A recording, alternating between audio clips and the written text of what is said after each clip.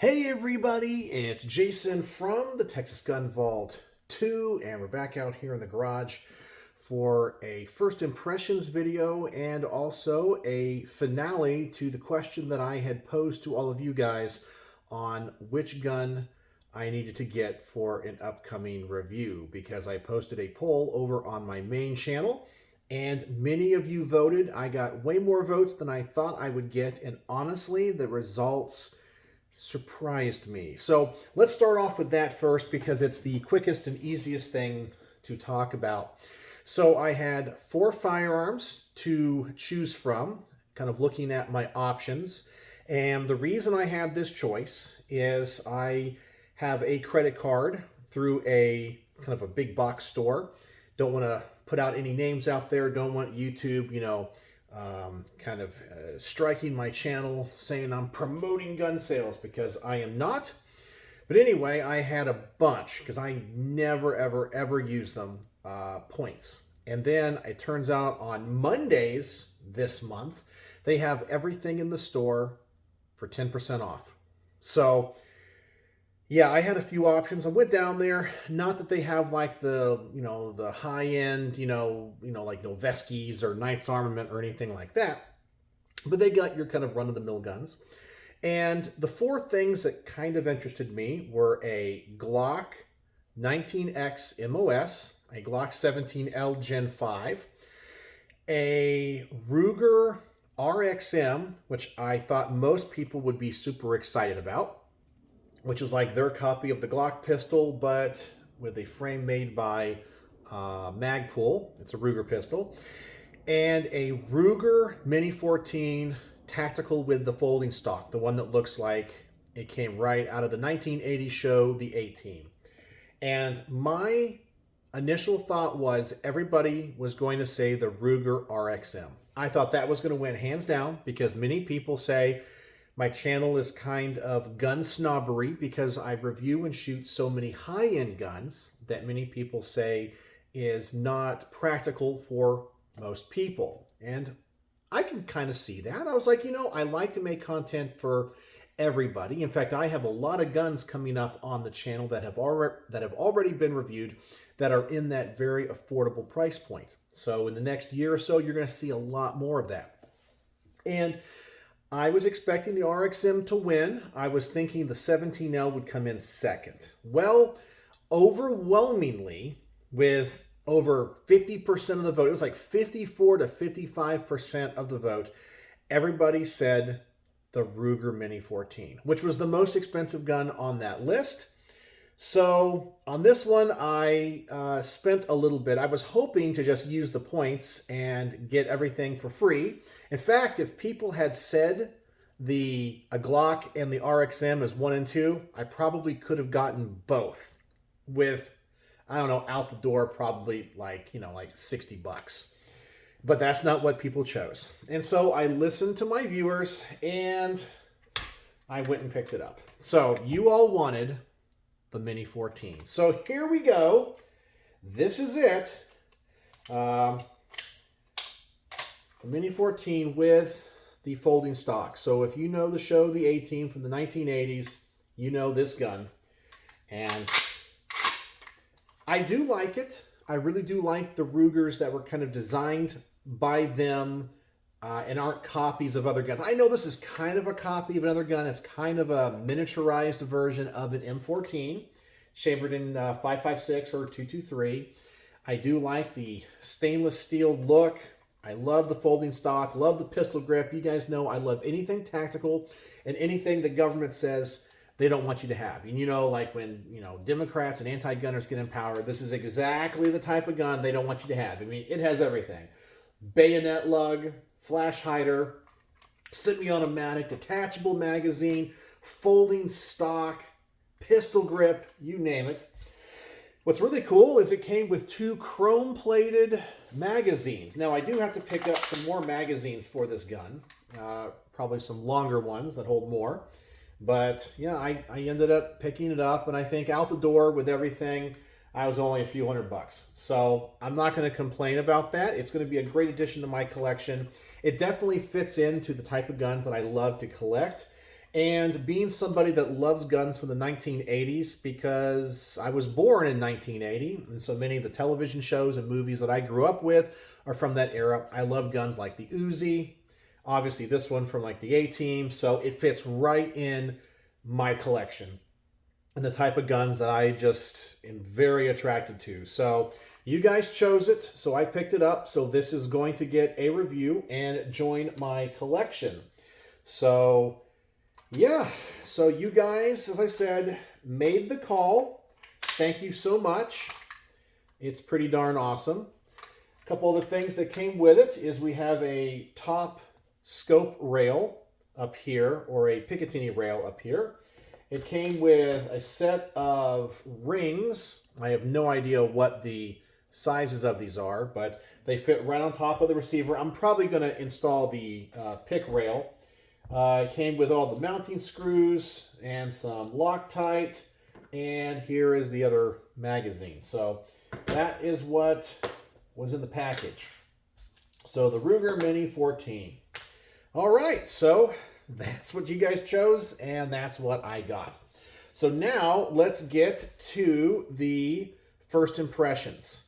So the first gun I want to talk about is another Ruger right here. So here we go. We have the Ruger Charger, which is essentially a pistol version, because this is a pistol stabilizing brace, but you probably could SBR it, of the Ruger 1022. And honestly, that's another gun of Ruger's I absolutely love, because they designed it from the ground up. It's not a copy of some other company waiting for, or they didn't wait for patents to run out so they could literally make another gun company's design their own.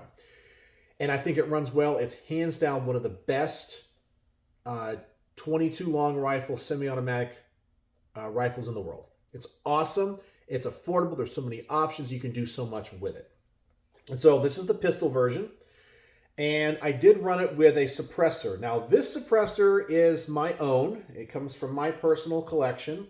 And this is a SilencerCo. Technically, it's an SWR, I guess, when they bought, when they were bought by SilencerCo at that time. But it does say SilencerCo at the bottom. So, but it says SWR Spectre 2. So this one has a stainless steel core to it, or baffle. It is a, it's not their monocore.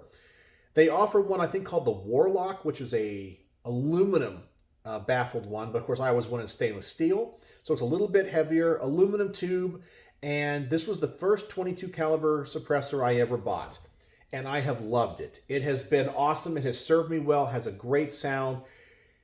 I really don't see much difference in Mini 22 suppressors. They all kind of perform the same. They all generally have the same sound. You just want to make sure you have one that has enough suppression, so make sure it's a little bit longer. They do make shorter ones, various companies. But yeah, it works great. So I did review this as well. As well, I had this at the range. It was a great opportunity for me to film all the content to review the suppressor. Great sound, a little bit of back pressure, super quiet. It has a moderate point of impact shift, but doesn't change the ballistics very much. It gets hot and doesn't cool off as quick as the stainless steel, but overall it was great. I would say it's an average 22 long rifle suppressor, works good. So I will do a review on that. Then we have the Charger itself. This was a lot more fun than I was thinking it would be. So, in my personal opinion, and man, I gotta get that suppressor on there. Come on, thread on there like it's supposed to. Man, I have to get those threads just right. There we go. All right. So, this was a lot more fun than I was expecting that it would be. I would SBR this thing, hands down. This thing is awesome. I would also go in a different direction when it came to the bipod. Now, this bipod was actually provided by Ruger. I guess when you get the Charger pistol, they give you this one. It's not the best bipod in the world. A little bit too low. There's not really any adjustments on it. I guess it works, but as I said, I would probably go in a little bit different direction. But for a lot of the review, I took this off. Oh man, this thing's a tack driver. Runs great. The issues I had with it are going to be 22 long rifle related. I was using a couple of magazines, I guess this is what do they call this? The BX-15 mag. This one was supplied by Jack #1, who lent this to the channel. And I also had, I couldn't find all of the BX-25 mags I have. I mean, I have boxes of magazines. And I was like, I don't want to go through it. But the one I was able to find is I have this kind of aftermarket one from Tactical Ink. It's a stainless steel one with all these adjustments. But it didn't matter which magazine I used. I had 22 long rifle problems. So I had a couple of times where the rims were struck. The gun didn't go boom. I had some feeding issues, had some extraction issues, but that is just what 22 long rifle is. I don't think any of the issues were with the gun. It was either with ammunition, which, by the way, this gun, doesn't matter which mag, does not seem to like CCI varmint, which is a hollow point, segmented hollow point. It would feed intermittently, especially if the magazine is topped off. I don't know if it has to do with the shape of the projectile. Maybe, but the Winchester kind of bulk stuff ran perfectly fine with just the usual 22 long rifle hiccups. I ran bulk ammunition through it. It is a tack driver. It is fun. You could shoot it fast, and shooting it with the bipod, it is very accurate, even with an unmagnified optic. And I popped on this Fiocchi optic that I recently reviewed, just what I had here in the garage, and the gun just runs. The gun just runs, and it's so much fun. Is this a serious gun for home defense? I would say no. It's slow to reload. If you know how these things load, they're not like an AR-15, pop in the magazine, drop it, that kind of stuff. It's a little bit fidgety. Got to make sure it rocks and locks in there. So this, honestly, is a range toy. But man, oh man, is this gun a fun range toy. And it's super accurate. And when I ran it suppressed, it's even better. Super quiet. This gun is awesome. I think I'll probably give it like 4.5 to 4.75 stars out of 5. My complaints are going to be just the fidgetiness of mag changes and a little bit of the fact it's chambered in 22 long rifle, so it doesn't run 100%. But it's great. I mean, it's great. It's just what it is, and so much fun. As I said, probably 4.75 stars out of 5. Great gun. I didn't think I would like it, and when you add the suppressor to it, I think it makes it look a lot better. I did complain that with the suppressor off and just having that super short barrel, it just looks goofy. And I need to check and see which barrel length this is, because apparently they make these in a number of different barrel lengths. So what a great gun. A lot of fun. I mean, this is a plinker all day. And if you buy this to just take to the range, go out to the land you have and, the farm or whatever, so much fun. Oh my gosh. This is just, you can shoot all day with 22 long rifle. All right, so that was that one. And, oh, by the way, once again, there's the caveat. I forgot to say at the beginning of this video. This is not a proper review. I know some people are going to find this video and say, quote, in the comment section, "This is the worst review I've ever seen. He doesn't show any shooting footage." This is my second channel, the Texas Gun Vault 2. Hence, there is a Texas Gun Vault 1, just called the Texas Gun Vault. There's a link in the description below. Please go over there and you get to see all of the properly edited and formatted range reports and reviews that are filmed on much higher quality equipment. And hold on one second, I have to unplug my little refrigerator because it just turned on and it creates a little annoying hum out here. And I don't want you to have to deal with that. I'll plug that back in when I get done. What else was there? Oh, yeah. Let's talk about the other gun that really surprised me. Let me go and get it here. Here we go. The Smith & Wesson FPC, but in 10 millimeter. Man. Okay. This is definitely a lot cooler and better than the one in 9 millimeter. And this thing is a tack driver as well. I don't think you can miss with it. This thing is freaking awesome. It is consistent. It definitely packs a punch in 10 millimeter. Now, I know when I make the video, people are going to say, that's not really 10 millimeter. It's not to the same specs it was in the 1980s. I know, you don't have to say that in every single video where a gun is chambered in 10 millimeter. Everybody knows. Okay, so, lot of fun. A lot of fun too. And this, I think, would be a serious self-defense carbine for the home. 10 millimeter is going to pack a bigger punch than 9 millimeter. The longer barrel, you're going to get way better ballistics. So I was not able to suppress it because I found out that the thread pitch on this is not the same as it is on 45 caliber guns. So there's a thread pitch for like 40 and 10 millimeter. It's between 9 and 45. I don't have any mounts for it. So I'm sorry. I was hoping to suppress it. I did not get to do that. So positives of this gun, it's great. It's fun, accurate. I like all the features of it. It feels well built. I do have a few gripes, okay? And some of these gripes are going to be the same as it was on the 9 millimeter. And this is just going to be a personal preference thing, okay? I do not like the little stock back here. First off, it's not adjustable. So if this length is not for you, you're not going to like it. And in my opinion, it's a little bit too short. Just a little bit, okay? Now, I can deal with it. But I think if you're a bigger dude or gal and you're really tall, I actually think this is going to be too short for you. It's just on the shortest that I can really use. I don't like the mags that fit in the stock. Now, some people are saying that's a great way to store them. And I agree with you. The idea is phenomenal. The button back here is awkward to use. So if you want to get the mags out, you got to kind of figure out which one you're going to want to get to, and you push the button on the opposite side and they kind of rattle around a little bit. I kind of wish they were in there a different way. I'm not a big fan of this button and how they come out. Does it work? Yes. And are you going to be doing quick mag changes with it? Well, I am not. It's too awkward, and I didn't want to try to film myself doing it because inevitably I would drop the magazine and make myself look like more of a fool than what I normally do.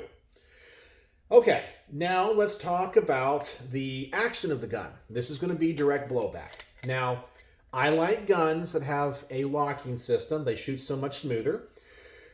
And being that this is direct blowback, you definitely know it's 10 millimeter. Now, of course, it's not bad. The recoil on this gun is not bad. Compared to 9 millimeter, it's a lot more. Not where, you're going to be uncomfortable shooting it. I really wish that there was a slight locking mechanism in this gun. But I know the reason that it's at the price point it is because there's no locking mechanism. It's direct blowback. So I feel like the 9 millimeter shoots a little bit better in the shoulder than this one does. Direct blowback, 10 millimeter, it's not as nice. Okay, you have a little bit more muzzle flip. But then we have the biggest issue with this gun. And I feel this is the only thing about this gun that would ever prevent me from getting one. The magazine feeds through the pistol grip. Now, I think what they were going for is to have this feel like the M&P 10 millimeter pistol, okay? The M&P 10. So you have the same type of grip module and texture. You have different back straps to it. It feels the same. The magazine feeds through the grip. Now, when it comes to PCCs, I'm a huge fan of having the magazine feed somewhere else, like a B&T APC, GHM, MP5, SIG, MPX. I feel like when you have this in your shoulder, it's easier to manipulate everything out here with your non-shooting hand, and your shooting hand stays on the grip. Now, because we have a stock, and the magazine button is right there, I could barely get to it. So in order for me to change the magazine when I'm shooting, I just can't rotate my hand. It's awkward and it hurts. I guess if I really force it, I can make that work. So what I have to do is take the gun off my shoulder, and I use my non-shooting hand to come back up here, push the button in to drop the magazine, and reinsert it. Maybe if they had a different magazine release in a different location, that would be better. Like, for example, if there was a button, I don't know, like somewhere else, just make that a little bit more ergonomic. Because when you're shooting this, instinctively, because it feeds through the grip and it feels like a pistol, just like the Smith & Wesson M&P, your natural inclination is to try to drop the magazine with your thumb. But you can't do it when it's in your shoulder. You have to take the gun off, then drop it that way if you're going to use your thumb. And that's not the way you would shoot a pistol. I don't like that. I find that it's slow, awkward, and the manual of arms is just too different. Because it feels the same, you want it to be the same. I just wish that was a little bit different. So that'd be my only gripe about it. Some people are going to say that's very small. But for me, if you're going to have the gun feed through the pistol grip, you have to have a quick and ergonomic way to drop the magazine without having to take the gun out of your shoulder. Okay? Because with a MP5, a B&T, a SIG, whatever, the gun can stay in my shoulder and I can drop the mag. Okay? And reinsert it. I'm on target. This gun you can't do that with. Oh, I guess you could do it with if you just train with it, but it's not as natural. That to me is the biggest downside to this design, and I think I mentioned that in my 9mm review. Overall, this is probably going to get 4.5 stars. 4.5, maybe 4.75 once I look at the range footage again, because I think it was like super accurate. Like I mean, I was putting holes through holes with this thing. I couldn't miss with this gun. I could not miss. Shooting fast, I could not miss. My opening shots, literally, I punch a hole in the center of the target just like this, without even trying. I do think, though, if you are interested in a Smith & Wesson FPC, you have to go 10mm, because ballistically, it is going to be far superior than 9. It's very controllable. I mean, the 9 is going to shoot a little bit softer, a little bit better, but I think most people could handle it, even if you're recoil sensitive. And I think as a defensive gun, it'd be way better. The only downside to it then would be just cost of ammunition. 10mm is going to be considerably more expensive than 9, but you get a more effective round. So there you go. So that's my first impressions on the Smith & Wesson FPC 10mm. Probably 4.5 stars out of 5. Ruger Charger, 4.5 to 4.75 stars out of 5. And I just wanted to show you the Ruger Mini 14 with the folding stock that you guys all voted on. So thank you for helping me make that decision. You guys decided it, and you did not go in the direction I thought you would. So I guess that's it for tonight. So let me know what you think in the comment section below about anything I have on the table. Do you like the Mini 14? Do you like my thoughts on these two guns? And this week I will be editing the range footage and starting to, I guess, write the bullet point scripts for these items. I think I'm going to get a bunch of content out of just what we have here. So I'm going to do a range report and a field strip video on this one. It's my understanding the field strip of this one is a little bit different than the 9mm version, but I gotta double check on that. If it's different enough, it gets a field strip video. The Charger pistol will get, of course, a range report. I might do a field strip on it as well to show how it comes out of the stock. I mean, it's not really that hard to do. There's lots of videos on it, but I might want to be thorough.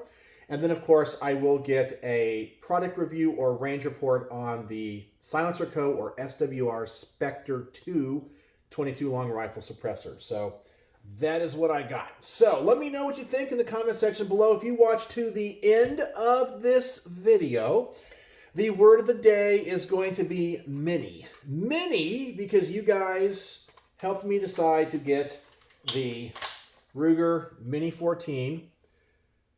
I guess we'll call it the tactical. I'm going to call it the A-Team edition. But yeah, this thing is definitely cool. I really like it. And some of you guys were saying that you've owned Mini 14s and you're looking forward to seeing how I shoot it because you were not able to shoot them very accurate. I think somebody said their Ruger shot minute of barn door.